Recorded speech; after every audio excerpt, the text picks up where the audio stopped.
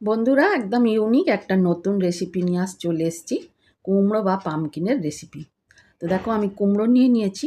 এখানে আমি 200 থেকে 250 গ্রাম কুমড়ো নিয়েছি, নিয়ে একটা ব্যাটার তৈরি করে নিয়েছি।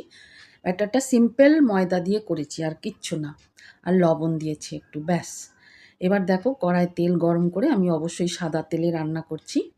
এবার দেখো, একটু একটু করে ব্যাটার দিয়ে আমি সুন্দর করে এগুলো ভালো করে ক্রিস্পি করে ভেজে নেবো।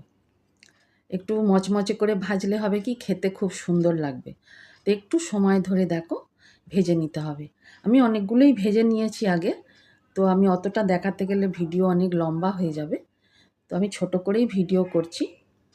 তো দেখো, আমি ভেজে এইভাবে সমস্ত প্লেটে তুলে নিলাম। এরপর উপর থেকে একটু সস ছড়িয়ে দিচ্ছি। তোমরা অন্য কোনো চাটনি সহযোগেও খেতে পারো। তো বন্ধুরা, ভিডিও ভালো লাগলে কমেন্টস করে জানাবে, তাহলে ভিডিও করার আগ্রহ আরও বেড়ে যায়।